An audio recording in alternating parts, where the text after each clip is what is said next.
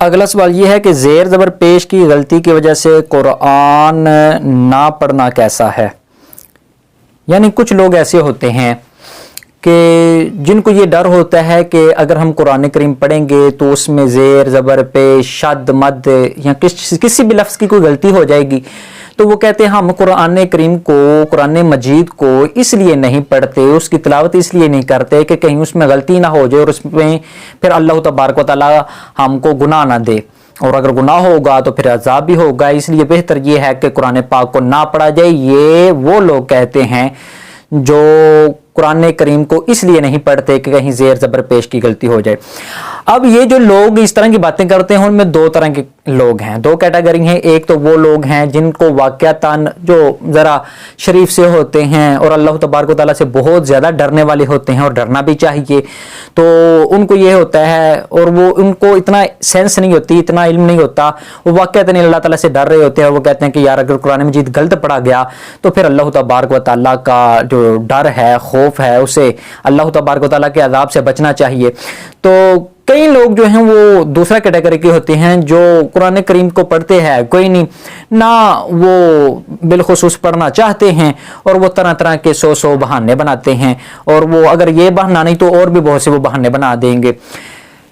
اب مسئلہ یہ ہے کہ کیا قرآن مجید کو اس ڈر کی وجہ سے چھوڑ دیا جائے کہ کہیں اس میں زیر زبر پیش کی غلطی نہ ہو جائے؟ تو آپ مجھے بتائیں کہ اگر یہ کوئی کہہ دے، کوئی عالم، کوئی فقیہ یہ فتویٰ صادر کر دے کہ کوئی بندہ جس کو زیر زبر پیش کی غلطی ہوتی ہے یا شد مد کی غلطی ہوتی ہے یا کسی تلفظ میں کچھ ادائیگی میں خرابی ہے، تو وہ یہ کہے کہ وہ قرآن کریم کو نہ پڑھیں، تو آپ دیکھیں گے کہ آدھی دنیا تو قرآن مجید کو چھوڑ کر بیٹھی ہوگی۔ ویسے ہی مسلمان جو ہے ان ذبو حالی کا شکار ہیں، اللہ تبارک و تعالیٰ کے احکامات سے تو وہ ویسے ہی بڑے دور ہیں۔ دل سے کہہ بھی دیا لا الہ الا اللہ تو کیا حاصل، دل و نگاہ مسلمان نہیں تو کچھ بھی نہیں۔ ویسے بھی اسلامی تعلیمات سے تو ہم پہلے ہی دور ہیں، ہمارا تو پہلے ہی بیڑا غرق ہے۔ تو یہ کہنا کہ اللہ تبارک و تعالیٰ کے کلام کو ہم اس لیے نہیں پڑھتے کہ اس میں زیر زبر پیش کی غلطی ہو سکتی ہے تو اس سے گناہ ہوگا، تو یہ سراسر جاہلانہ باتیں ہیں، اس طرح کی کوئی باتیں نہیں ہیں۔ آپ دیکھیں چھوٹا بچہ ہوتا ہے، ابھی چھوٹا ہوتا ہے، تو کیا سمجھتے ہیں کہ وہ یکدم سے چلنا شروع کر دیتا ہے،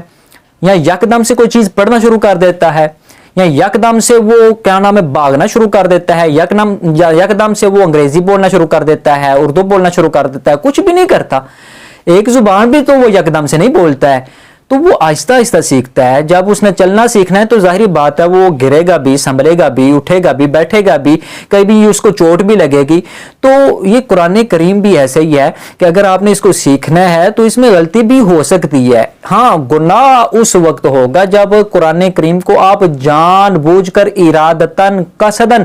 غلط پڑھیں۔ تو کوئی بھی بندہ جو قرآن کریم کو سیکھنے کے غرض سے پڑھتا ہے تو وہ میرے خیال میں اگر اس سے کوئی غلطی ہوتی ہے تو وہ یہ نہیں سمجھتا کہ یہ قرآن کریم کو وہ جان بوجھ کر غلط نہیں پڑھتا، بلکہ وہ اس سے سیکھنے کے عمل میں تھوڑی کوتاہی ہوئی ہے۔ اور اللہ تبارک و تعالیٰ کے کلام کو تو سیکھنا چاہیے، اللہ تبارک و تعالیٰ کے کلام کو تو پڑھنا چاہیے۔ یہ دیکھیں ہمیں آج، پہلے لوگ زمانے میں نا وہ کلام کیا نام ہے خط لکھا کرتے تھے، تو لوگ جو ہیں جن کو خود پڑھنا آتا تھا وہ خود جلدی جلدی پڑھ لیتے تھے، اور جن کو نہیں پڑھنا آتا تھا وہ کہیں جاتے جی ماسٹر جی ماسٹر جی یہ دیکھیں میرے فلاں بند عزیز کا خط آیا، میرے باپ کا ہاتھ آیا، میرے بھائی کا ہاتھ آیا، فلاں فلاں فلاں، تو وہ پڑھتے تھے، پڑھاتے تھے۔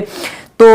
آج کے دور میں چلو میسیجز آ گئے ہیں، لوگ جو ہیں میسیجز پڑھتے ہیں تو وہ ٹرائی کرتے ہیں۔ آپ دیکھیں کہ 5 پاس جو لوگ ہیں وہ بڑے ہو کر وہ بھی میسیج کرتے نظر آتے ہیں، کیا ہے کہ ان کو اس میں انٹرسٹ تھا۔ تو قرآن کریم بھی بیسیکلی اللہ تبارک و تعالیٰ کا خط ہے جو ہمیں لکھا گیا ہے، تو اس کو بھی آپ پڑھیں، اس کو سمجھیں، اس کو ٹائم دیں۔ تو جب آپ اس کو سمجھنے کی کوشش کریں گے اللہ تبارک و تعالیٰ رحم فرما دے گا، کرم فرما دے گا، اور آپ کا تلفظ بھی ٹھیک ہو جائے گا، اور اس کو تلفظ کے ساتھ بھی پڑھا جا سکتا ہے۔ لہٰذا اس وجہ سے قرآن مجید کو چھوڑ دینا، نہ پڑھنا، نہ تلاوت کرنا کہ وہاں پر زیر زبر پیش کی غلطی ہوگی اور اس پر عذاب ہوگا، اس طرح کی شریعت اسلامی میں کوئی بات نہیں ہے۔ بہت سے ایسے لوگ ہیں جو حفاظ کرام ہوتے ہیں، یہ بھی تو شروع سے سیکھ کر آتے ہیں، کبھی غلط پڑھتے ہیں کبھی صحیح پڑھتے ہیں۔ اسی طرح جو قراء حضرات ہوتے ہیں تجوید کے ساتھ پڑھتے ہیں، وہ بھی شروع میں غلطیاں کرتے آتے ہیں۔ تو ہر بندہ غلطی کرتا ہے، تو غلطی کرتے کرتے بندہ سیکھتا ہے۔